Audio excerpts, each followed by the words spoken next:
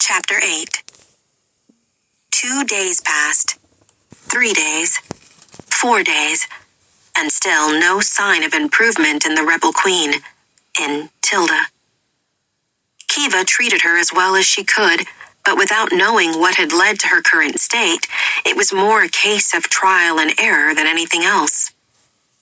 Her symptoms just don't make sense, Kiva complained to Tip 5 days after Tilda's arrival. They were standing over the woman, with her having been moved to a pallet in the far corner of the infirmary. Kiva was confident that whatever ailed her wasn't contagious, so it was safer to isolate her from those already in quarantine. "She's not getting any worse," Tip said. "That's something." "There's only 2 days left before her first ordeal," Kiva said, "and I can't even get her fever to break." She shook her head. "At this rate, she won't be able to leave her bed, let alone face whatever they have in store for her." "Maybe they'll change the date," Tip said. "Give her more time to recover first?" Kiva sent him a look that made it clear what she thought of that idea. "It might be for the best," Tip said quietly. "If she's going to die anyway, at least this way it'll be quick, won't it? And she won't really be aware." Kiva hated that Tip was asking her that, hated that the sweet, innocent boy was even thinking that. As a healer who was glaringly aware of what horrors the human body could be forced to suffer through, she agreed with him. A quick death was always better in these cases, but ignoring the facts, ignoring what she'd witnessed too many times to count, Kiva's heart ached as she looked down at the shivering woman. Don't let her die. Kiva was doing her best, but she was failing. Seeking a distraction, Kiva turned away from Tilda and asked Tip, "Are you and Mott on speaking terms again?" "I went and apologized like you told me," Tip said. "We're good." Kiva doubted Mott was so easily appeased. "Can you go and tell him we need a collection?" "I was hoping Liku would make it," Tip said sadly, his eyes flicking to the closed quarantine door. "If she'd been allowed to come sooner, she might have," Kiva stated. She'd long since learned to snuff the burn of resentment toward the guards who didn't let the prisoners visit the infirmary until it was too late. "Now, go let Mott know so we can clear her bed." Tip took off, and since there was no guard watching the infirmary, Kiva found herself alone with Tilda for the first time since the woman's arrival. "Why aren't you getting better?" Kiva whispered, looking down at the rebel queen. She placed her hand on Tilda's forehead, confirming what she already knew, that she was still burning with a fever. It was an effort for Kiva to get any fluids into the woman, rousing her from unconsciousness every few hours to force some broth down her throat. Each time, Tilda stared blankly through her unseeing eyes, saying nothing, little more than a limp weight that swiftly returned to sleep. "You have to stay alive," Kiva continued whispering as she straightened Tilda's blankets, tucking them into the sides of the thin mattress. "You have to. Don't let her die." Shifting a strand of dark hair from the woman's face, Kiva was just about to go check on her quarantined patients when Tilda's sleeping body gave a jerk and her milky eyes shot open. Kiva jumped before her senses came back to her. "Easy, easy," she said, her heart racing, unsure if the woman even understood. "You're all right." Tilda turned toward the sound of Kiva's voice. In a split second, she lunged upward, reaching blindly, her hands latching first around Kiva's shoulders and then shifting inward until they circled her throat and squeezed. Kiva was so stunned that she didn't realize what was happening until it was too late. She tried to fight the woman off, her fingers grasping Tilda's forearms and shoving with all her might, but the woman's grip was unyielding. "Stop," Kiva tried to say, but she could barely get any air through her windpipe. She dug her fingernails into Tilda's flesh, but still the woman didn't release her. Desperate, she tried to scramble backwards, but Tilda came with her, the woman's full weight now hanging from Kiva's neck and causing her to lose her balance, the two of them tumbling to the floor. Dark spots began to flood Kiva's vision, her lungs begging for oxygen. Frantic, she clawed at the woman's face, but Tilda dodged her nails as if she had some kind of sixth sense, remaining just out of reach, her grip tighter than ever. And then, her hands were gone. One moment, Kiva's body was turning limp, her eyes rolling into the back of her head. The next, Tilda's weight had disappeared, leaving Kiva coughing and spluttering on the ground. "Are you all right?" Kiva couldn't answer, still too busy trying to breathe. But she was aware enough to know that it was Nari who had asked the question, the guard having been the one to pull Tilda away. Through watering eyes, Kiva saw Tilda wrestling against Nari's grip, fighting like a rabid creature. The guard had dragged her until she was pressed up against the work table, and despite Nari being fully armed as usual, 2 swords strapped to her back, and a plethora of weapons attached to and hidden among her leather armor, she wasn't reaching for any of them, instead holding Tilda at bay with her hands. But Nari didn't see what Kiva could from the ground. Tilda fumbling blindly on the work table before wrapping her fingers around the sharp carving blade. "Look out!" Kiva rasped, her voice like gravel. Nari moved fast, but Tilda was faster, striking upward toward the guard's head. For someone without sight, her aim was scarily accurate, and Nari had barely any time to react. It was all she could do to release one hand from Tilda and use it to block the blow, the blade sinking into her gloved wrist. She didn't cry out or reveal any sign of pain. All she did was fling Tilda around and, in one swift movement, elbow her in the side of the face. The fight left Tilda in an instant, and she crumpled to the ground, unconscious. Kiva was still panting for air, startled by how quickly the struggle had ended. "Are you all right?"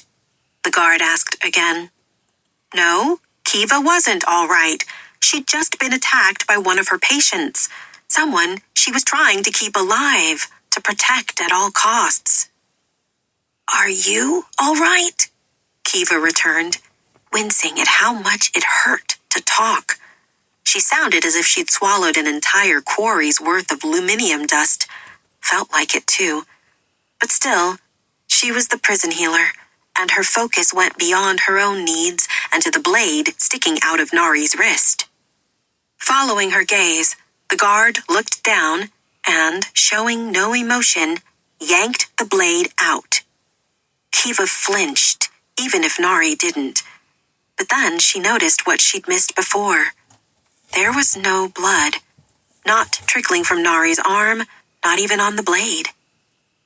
Rising, Kiva walked on shaking legs toward the guard and the prisoner. Tilda was out cold, a pinkish bruise blossoming at her temple from Nari's blow. Kiva wasn't sure which of them needed her attention first, so she took her lead from the guard, who jerked her head at the prisoner, and together they dragged Tilda back to her pallet. Kiva wasn't surprised when Nari reached for the shackles on either side of the mattress, binding both of Tilda's hands before reaching for the chest strap and tightening it over the woman's torso. The restraints were attached to all of the infirmary's beds, including within the quarantine room, but they were rarely used. Despite what Tilda had done to Kiva, she didn't like seeing the woman bound, repelled by the idea of trapping someone so completely, even if that someone had just tried to strangle her. "She's not going anywhere," Nari said. "Now, see to yourself." Kiva looked blankly at the guard until Nari prompted, "Your throat. Do you have something that will help?" Unsure why Nari even cared enough to acknowledge it, Kiva nodded slowly and shuffled back toward the work table. Her lungs burned with every breath. Her knees still trembled. But she forced herself to think and reached for a vial of tallow fruit nectar. Tears sprang to her eyes as she swallowed it back, the citrus tang stinging the whole way down. But the nectar was the best remedy for throat and lung damage. Kiva considered a dose of poppy milk to help with the pain, but she quickly discarded the idea, needing a clear head right now. "Your turn," Kiva said, her voice already stronger than before. "I'm fine," Nari replied, remaining in position over Tilda's bed, as if expecting the woman to awaken at any moment and burst out of her restraints. Kiva didn't want to argue with the guard. Everything in her knew how dangerous that could be. And yet, "You were stabbed," she said in a careful tone. "You should let me look at the wound." "I'm fine," Nari repeated, more firmly this time. Kiva bit her lip. Her eyes swung back to the blade on the table, again noting that it had no blood on it. But she'd seen Tilda stab Nari. She'd seen the blade sticking out of Nari's wrist. "At least let me give you something to clean the wound," Kiva said quietly. "You can do it yourself if you don't want me to, but you don't want to get an infection, so..." Nari turned from Tilda, her dark eyes locking onto Kiva before she stepped forward, her jade earring glinting as she closed the distance between them. Kiva wasn't sure if she should back away or not. She couldn't read the guard's expression and feared she'd been too assertive. Nari didn't act like the other guards at Zalandov, brutal and unforgiving. But, for all Kiva knew, she was exactly like them. Kiva opened her mouth to apologize, but Nari stopped her with a look, and with an action. The guard was tugging the glove off her left hand, the one that had been stabbed. As the black leather came free, Kiva's eyes widened. There was no blood because there was no wound, and there was no wound because there was no flesh. Nari had a prosthetic hand. And there, at the joint where the skin of her forearm met the prosthesis, was an indented mark where the blade had sunk in. "Oh," Kiva said stupidly. Even more stupidly, she added, "That's convenient." Nari's lips twitched. "It comes in handy." A startled laugh left Kiva at the pun, and she swiftly turned it into a cough, which prompted bolts of pain to shoot up her throat. Seeking a distraction, as Nari pulled her glove back on, Kiva couldn't resist asking, "Do you mind if I ask how it happened?" She held her breath, wondering if she should have remained silent. But Nari didn't seem upset by the question. "I was protecting someone I care about," the guard said, flexing her regloved hand. "They made sure I was taken care of afterward." "And now you're here," Kiva said. She regretted the words instantly, but again, Nari didn't show any signs of anger. "And now I'm here." It explained a lot, Kiva thought. While still relatively new, Nari had already stayed at Zalandov for longer than most of the other female guards. Despite the high quality of her prosthetic hand, she would be challenged to find another position, let alone be allowed to work her way up through the military ranks. A prison guard was at the bottom of the ladder, and yet, because of her limb difference, still one of the best options Nari had if she wanted to serve the kingdom in a protective capacity. "Does it hurt?" Kiva asked, switching to healer mode. "Sometimes," Nari admitted. Kiva held her eyes and offered, "If you ever need anything for the pain." Nari remained silent for a moment before she finally said, "I'll let you know." Something strange was happening, Kiva knew. A shift in the dynamic between them. The line between guard and prisoner had blurred, and not just because Nari had now saved Kiva more than once. "Thank you," Kiva said quietly, "for helping me again." Nari arched a brow at Kiva's words, knowing full well that she'd done more than help, but she didn't correct her. "Just be grateful I arrived when I did." Kiva was, very much so, but still, she said, "There hasn't been a guard here all day. Why come now?"